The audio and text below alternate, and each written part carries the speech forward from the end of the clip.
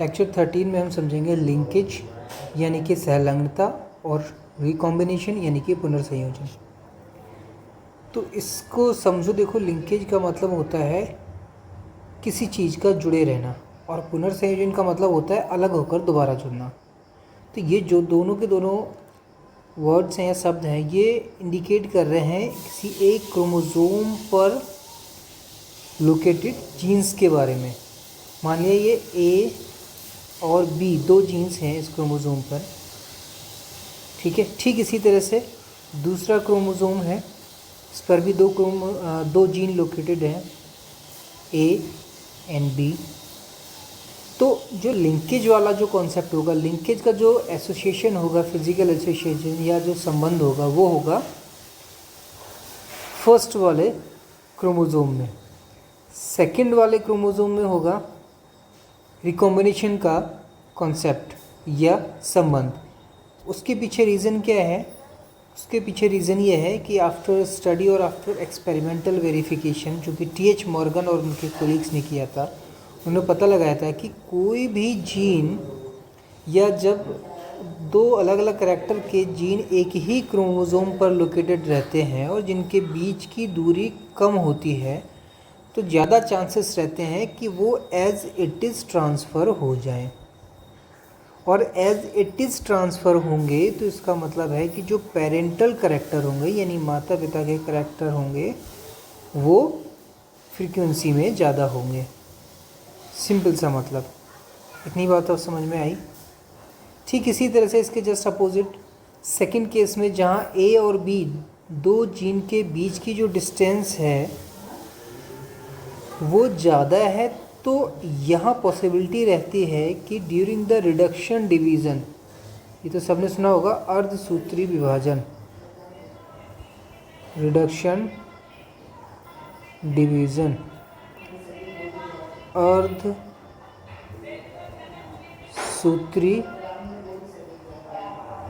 विभाजन।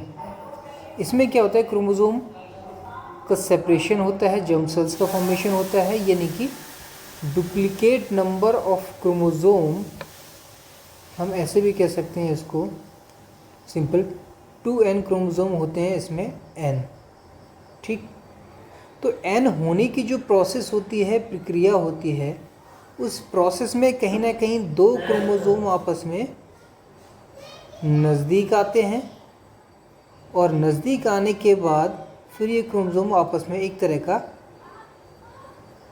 Crossing over या x shaped physical association बनाते हैं। कुछ इस तरह से मान लिया दो क्रोमोसोम हैं, ठीक है, तो ये नज़दीक आए, तो जैसे ही इस तरह से एसोसिएशन बनाएंगे तो उसमें क्या होगा, फिर जीन का एक्सचेंज होना शुरू हो जाएगा।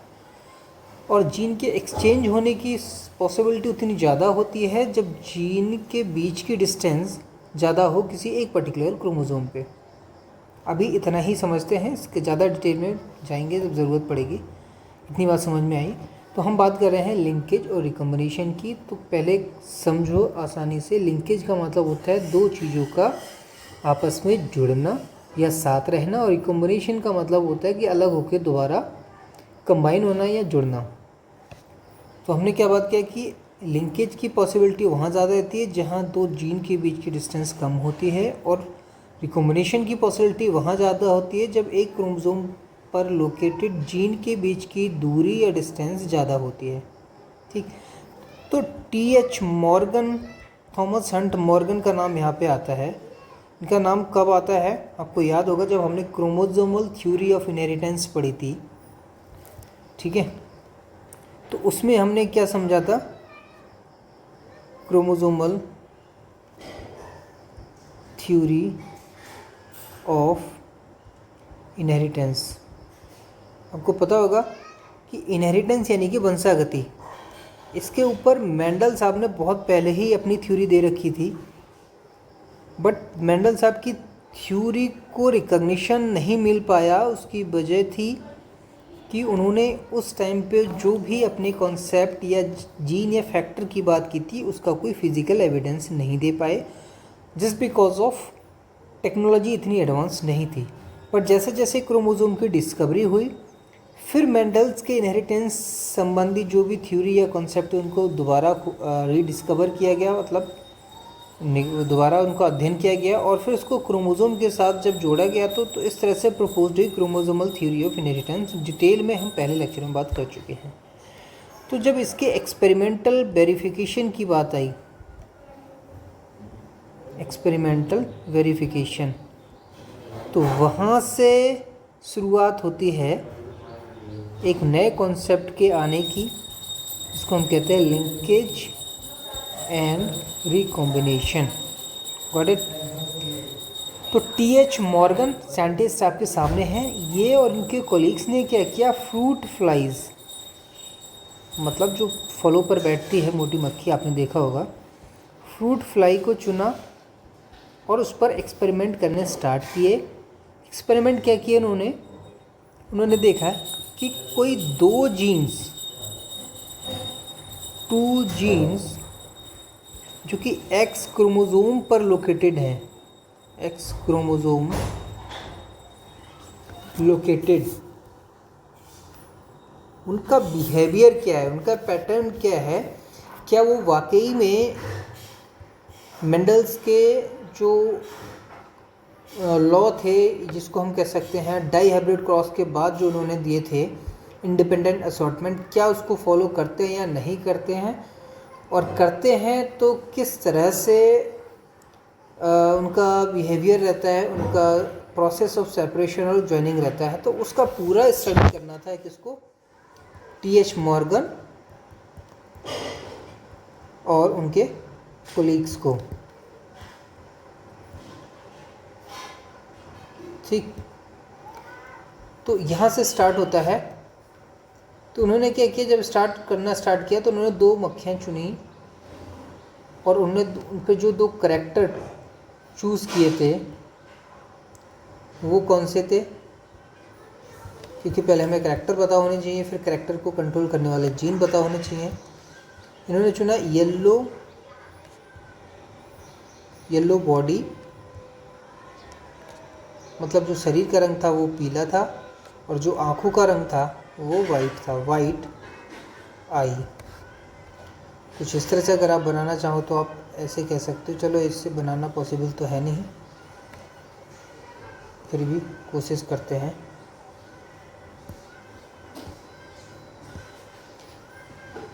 मान लिया ये उनकी बॉडी हो गई मक्खियों की, ठीक है, और वाइट आई का मतलब है कि उनकी सफ़ेद आँखें, इस तरह से, ठीक है, और यहाँ पे उनके फिर पंख भी होंगे।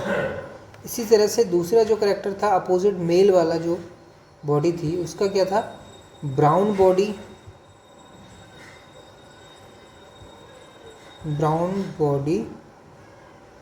और रेड आई,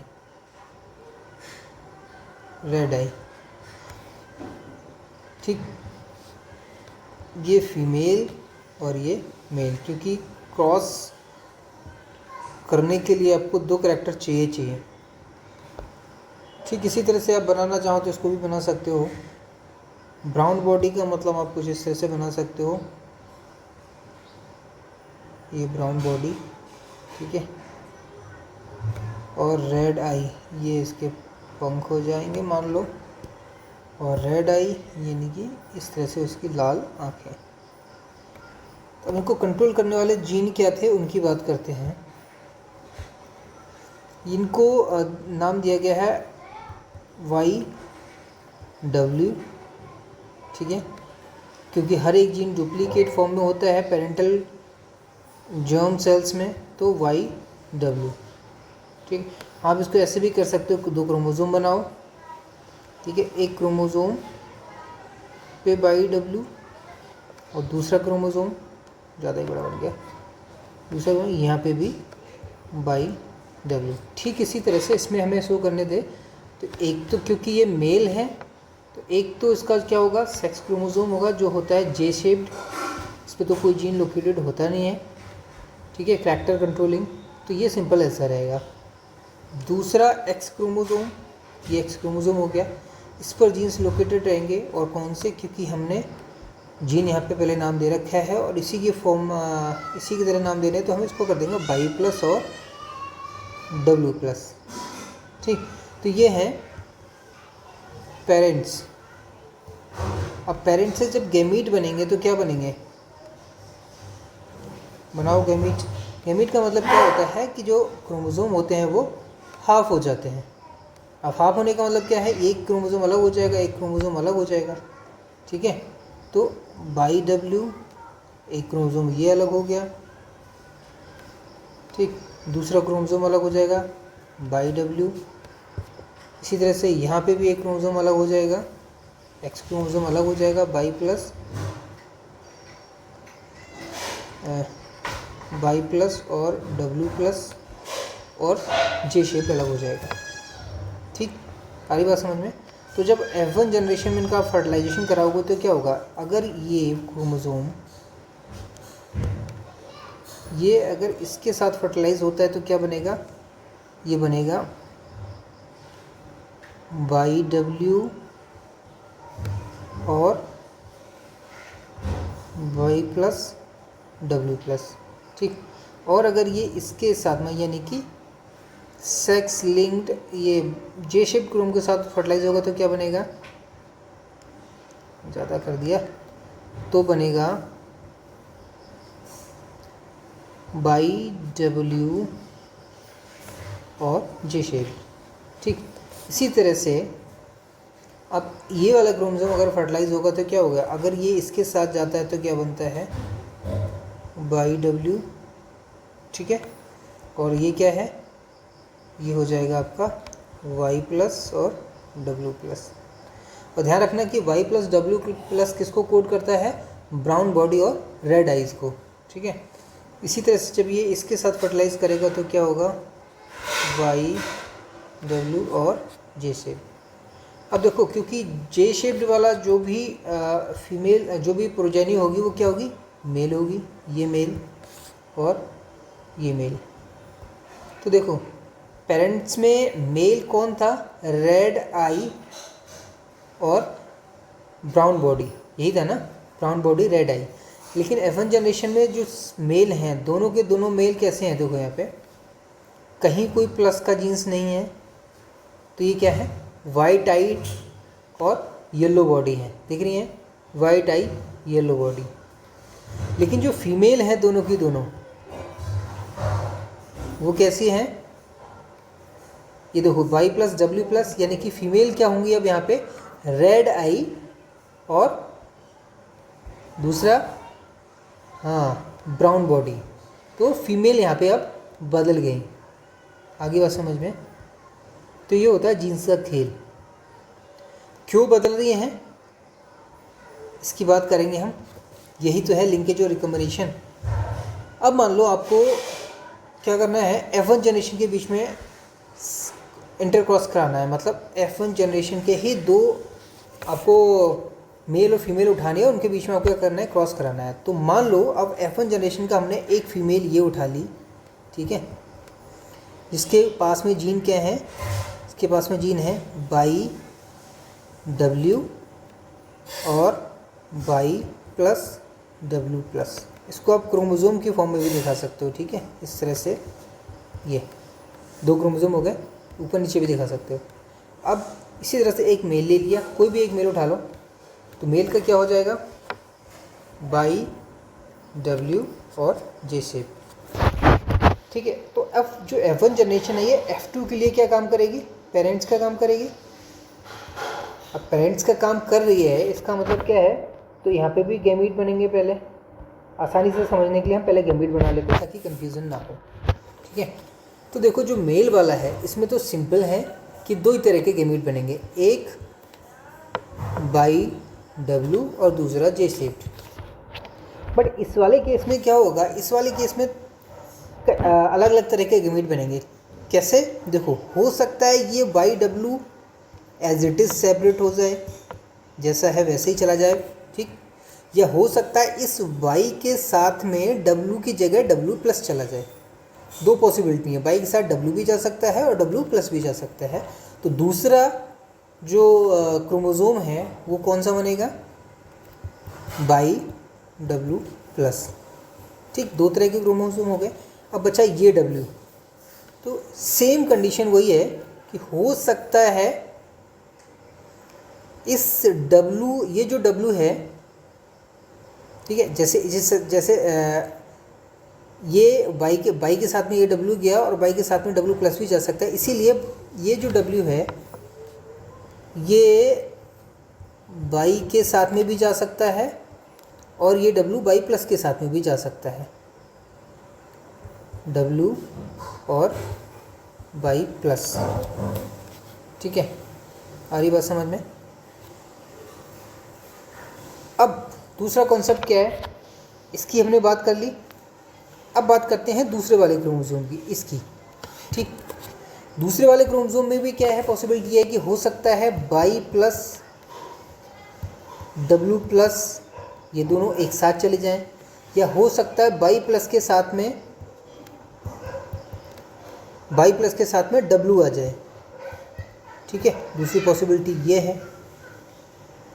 या फिर ये भी हो सकता है कि बाई प्लस के साथ में डब्ल्यू आ गया। ये तो बाई की दो पॉसिबिलिटी अपने बना ली। अब डब्ल्यू की बात करें तो हो सकता है कि डब्ल्यू बाई प्लस के साथ भी चला जाए, या ये भी हो सकता है कि ये डब्ल्यू प्लस बाई के साथ में भी जा सकता है। ठीक, तो 4 पॉसिबिलिटी और 4 ये। अब इसमें देखोगे कुछ कॉमन होंगे। कॉमन क्या क्या हैं, जैसे बाई डब्ल्यू और बाई डब्ल्यू कहाँ गया, एक ही है, हाँ ये वाई डब्ल्यू ये सेम है, तो हम एक तरह के क्रोमोसोम लिख सकते हैं यहाँ पे, वाई डब्ल्यू लिख दिया। ठीक इसी तरह से वाई डब्ल्यू प्लस और वाई डब्ल्यू प्लस, ये दोनों एक जैसे हैं, तो इन दोनों में से किसी एक को उठा लो। क्या उठा लिया हमने, बाई डब्ल्यू प्लस, ये भी हो गया। अब बच्चे कौन से, Y W by plus W, तो एक बाई प्लस डब्ल्यू ये है और एक बाई प्लस डब्ल्यू ये है, तो दोनों सेम है, इनमें से कोई एक ले लो। एक ले लिया हमने, बाई प्लस डब्ल्यू। ठीक, ये भी हो गया, ये भी हो गया। अब बचा क्या, कुछ बचा, हाँ ये बाई प्लस वाला बचा। ठीक है, देखो बाई प्लस डब्ल्यू प्लस, तो एक हो जाएगा हमारा बाई प्लस डब्ल्यू प्लस ये। तो कुल मिला के 4 अलग अलग तरह के, देखो टोटल गैमीट तो 8 बने, लेकिन 8 में जो टाइप्स थे वो 4 टाइप्स ऑफ गैमीट थे। तो कुल मिला के हमारे पास जो गैमीट्स आए वो आए 4 तरह के। अब इन 4 के साथ हो सकता है, इन 4 के साथ फर्टिलाइजेशन के टाइम पे वाई मेल प्रोजेनी का वाई डब्ल्यू जीन्स चला जाए, तो इन चारों के साथ में इसको बिठा दो, वाई डब्ल्यू और वाई डब्ल्यू, ये क्रोमोसोम है। ठीक है, मान के चलो, और इस पे भी वाई डब्ल्यू।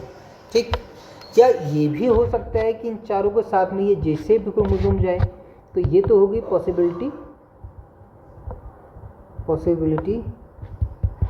1। और दूसरी पॉसिबिलिटी जे शेप की है, तो हम क्या करेंगे, पहले ये चारों क्रोमोसोम लिख देंगे, Y W by W plus W, ये क्रोमोसोम है। ठीक है, बाई प्लस डब्ल्यू प्लस। अब इसके साथ अगर जे शेप जाएगा तो चारों के साथ में जे शेप। तो ये क्या है, पॉसिबिलिटी 2। आगे बात समझ में। अब देख लो आराम से, ये सारे के सारे क्या हैं, मेल हैं, और ये सारे के सारे क्या हैं, फीमेल। आगे बात समझ में, क्योंकि दोनों के दोनों एक्स क्रोमोसोम है, इसमें एक जे शेप क्रोमोसोम है। तो देखो ये क्या होगा, वाइट आई और येलो बॉडी, जबकि मेल ओरिजिनली जो पेरेंट्स था वो कैसा था, यहाँ पे देखो रेड आई और ग्रे बॉडी था। आ रही बात समझ में। तो इसमें देखो, इसमें क्या होगा, बॉडी तो येलो होगी बट जो आईज हैं वो क्या होंगी, रेड होंगी, क्योंकि W+ आ गया ना कि सिंपल W। इसमें क्या होगा, Y+ आ गया, तो बॉडी तो यहाँ पे ग्रे है बट आईज कैसी आ जाएंगी, वाइट आ जाएंगी, क्योंकि यहाँ पे W है ना कि W+। Y+ W+ दोनों ही प्लस हैं, इसका मतलब क्या होगा, ग्रे बॉडी और प्लस का मतलब क्या हो गया, रेड आई। अब ध्यान से देखोगे, ऑब्जर्व करोगे तो आपको पता चलेगा कि ये दोनों के दोनों जो हैं ये हैं, ये और दिस वन, ये हैं पेरेंटल कैरेक्टर। कैसे हैं पेरेंटल कैरेक्टर, मैं अभी बताऊंगा आपको। पेरेंटल कैरेक्टर, और ये भी क्या है, पेरेंटल कैरेक्टर। क्लियर, कैसे हैं देखो, वाइट आई येलो बॉडी, सबसे पहले हम जाते हैं, पेरेंट्स जो थे हमारे क्या थे, ये देखो वाइट आई येलो बॉडी पेरेंट्स का करेक्टर था, ब्राउन बॉडी रेड आई पेरेंट का करेक्टर था। अब ये दोनों करेक्टर हमें F2 जनरेशन जो है, ये है हमारी पॉसिबिलिटी, जो 1 और 2 पॉसिबिलिटी हैं ये किसकी हैं, F2 जनरेशन की हैं, ठीक है। तो ये देखो हमें एकदम एज इट इज़ वही करेक्टर मिले जो हमें पेरेंट्स में थे, बट ये वाले जो हैं ये कहलाते हैं रिकॉम्बिनेंट। ये इसको मैं ये बाद में कहेंगे, हम इसको कहते हैं नॉन पेरेंटल। नॉन पेरेंटल कैसे, क्योंकि देखो ये जो येलो करेक्टर है ये फीमेल से आया है और जो रेड वाला करेक्टर है ये मेल से आया है। ठीक इसी तरह से इस वाली जो फ्लाई है, मक्खी है, इसमें ग्रे करेक्टर किससे आया है, मेल से आया है, जबकि वाइट करेक्टर फीमेल से आया है। तो ये हो गया नॉन पेरेंटल, यानी कि दोनों पेरेंट्स के करेक्टर आ गए, तो इसको हम बोलते हैं रिकॉम्बिनेंट्स। क्या बोलते हैं, रिकॉम्बिनेंट्स, यानी कि इसी प्रक्रिया को हम बोलते हैं हिंदी में पुनर्संयोजन। आ रही बात समझ में। और जो पेरेंटल करेक्टर थे इनको हम क्या बोल देते हैं, लिंकेज। क्यों बोलते हैं लिंकेज, क्योंकि ये एज इट इज़ पास हो रहे हैं जैसे कि पेरेंट्स में थे, यानी कि इससे अंदाज़ा लगाया जा सकता है कि जो ये वाले जीन है वाइट आई येलो, ठीक है, कहीं ना कहीं इनकी फ्रीक्वेंसी जो आई है वो बिकॉज ऑफ लिंकेज आई है, क्योंकि ये सेपरेट नहीं हो पाए, इसीलिए ये क्या है, पास पास में है, ठीक है। अब डिपेंड क्या करता है, देखो होता क्या है, अब हमें फाइनली गिनना पड़ता है इनका काउंट, तब हमें पता चलता है कि इनके बीच में कितनी डिस्टेंस है। काउंट का मतलब कि जो रिकम्बिनेंट या नॉन पेरेंटल कैरेक्टर वाले जो फ्लाइज हैं वो उनकी संख्या कितनी है, जो पेरेंटल कैरेक्टर वाली फ्लाइज हैं इनकी संख्या कितनी है, ठीक है। मान लिया 100 आई, तो 100 में से इनकी संख्या कितनी है, इनकी संख्या कितनी है, इसी तरह से निकलता है अनुपात। तो हम अपनी तरफ से ना लगा के दिमाग, T.H. मॉर्गन ने जो एक्सपेरिमेंट किया था उसके हिसाब से चलते हैं। तो वैसे मेंडल का जो डाई हाइब्रिड क्रॉस कहता है, Mendel's dihybrid cross, Mendel के डाई हाइब्रिड क्रॉस के अकॉर्डिंग रेशियो कितना आना चाहिए था, आपको पता होगा 9:3:1, जिसमें 9 पेरेंटल, ये पेरेंटल वाले हैं, 9 और 1 ये भी पेरेंटल, ये पेरेंटल है, और 3 क्या है, ये नॉन पेरेंटल यानी कि बीच वाले। लेकिन ये रेशियो यहाँ पे फॉलो नहीं होता, या फॉलो नहीं होता मतलब यहाँ ये नहीं देखा गया। इसका मतलब है कि ये जो जीन्स हैं जो इन कैरेक्टर को कंट्रोल कर रहे हैं, they are not independently assort, या हम कह सकते हैं वो इंडिपेंडेंटली ना तो सेपरेट हो रहे हैं, ठीक है, और ना ही ट्रांसमिट हो रहे हैं। इसीलिए क्या हो रहा है, ये जो वेरिएशन है अनुपात का ये सामने दिखाई दे रहा है। क्यों नहीं हो रहे हैं, सवाल ये है वाई, क्यों ये वेरी कर गया, वाई इट डेविएट्स। तो इसका आंसर होगा अब कि why deviates because of linkage and recombination. इससे हमें पता चला कि भाई लिंकेज यानी कि सहलग्नता और रिकॉम्बिनेशन पुनर्संयोजन भी एक कॉन्सेप्ट होता है जीन्स में, जिसकी वजह से हर बार ये 9-3-3-1 का अनुपात नहीं आ सकता। तो यहाँ से नई थ्योरी प्रपोज्ड होती है लिंकेज एंड रिकॉम्बिनेशन की, और यही चीज़ टी.एच. मॉर्गन ने एनसीईआरटी में आपको समझाई है। शायद मुझे नहीं समझ में आता कि आपको ये चीज़ टफ लग रही है या आसान लग रही है। तो ये जो चार्ट है आपके सामने दिख रहा है ना, मॉर्गन ने इसी में यही समझाने की कोशिश की। देखो ये मेल, ठीक है, फीमेल, कलर शायद नहीं दिख रहा तुम लोगों को, तो ये मेल हो गया, फीमेल हो गया, फिर इसके पेरेंटल, उनके क्रोमोसोम, उन पर लोकेटेड जीन, फिर एवन जनरेशन। उन्होंने सीधे गैमीट नहीं बनाया, सीधे एवन जनरेशन दिखा दिए, तो शायद कई बार बच्चों को ये चीज़ समझ में नहीं आती कि अचानक ये हो क्या रहा है, क्या हो गया, ठीक है। फिर उन्होंने एवन जनरेशन में क्या दिखा दिया, यहाँ पे या फ्रीक्वेंसी दिखा दी, कौन से जीन्स वाले फ्लाइज कितने परसेंटेज में दिख रहे हैं, कौन से कितने में दिख रहे हैं, ठीक है। ये दो पॉसिबिलिटीज़ हैं, क्रॉस ए और क्रॉस बी, दो अलग अलग पॉसिबिलिटी हैं। तो एक पॉसिबिलिटी में देखो जो रिकॉम्बिनेंट का परसेंटेज कम आ रहा है 1.3 जी, लेकिन दूसरी जो पॉसिबिलिटी है उसमें रिकॉम्बिनेंट का परसेंटेज बढ़ के कितना हो गया 37.2, दिख रहा है। और पेरेंटल का पहले वाली पॉसिबिलिटी में पहले केस ए में कितना था 98.7, और दूसरे केस में घटकर कितना हो गया 62.8। तो अगर इसको आप इजीली ऑब्जर्व करोगे तो इसमें वही चीज़ सामने आ रही है, लिंकेज और रिकॉम्बिनेशन की। लिंकेज क्यों? क्योंकि देखो क्रॉस ए में जो जीन लोकेटेड हैं क्रोमोसोम पे, इनके बीच की डिस्टेंस कम है, देखो ध्यान से, ठीक। इसकी वजह से क्या हो रहा है, जीन में क्रॉसिंग ओवर कम हो पा रही है, इसीलिए जो नॉन रिकॉम्बिनेंट हैं, रिकॉम्बिनेंट जो हैं, या हम कह सकते हैं पुनर्संयोजक जो जीव हैं, उनकी संख्या कम हो रही है।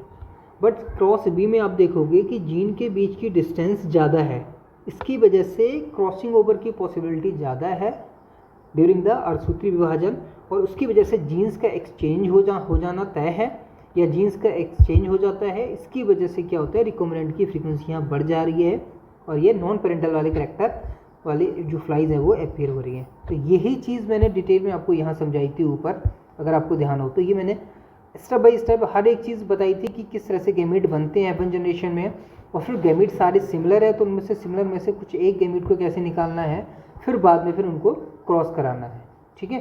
तो दोनों चीज़ें एक ही हैं। मेरी तरफ से पूरा एफर्ट था समझाने का, फिर भी अगर कहीं कोई दिक्कत है तो कमेंट में बताना, उसको दोबारा कोशिश करेंगे समझाने की। और अब मिलेंगे अगले लेक्चर में।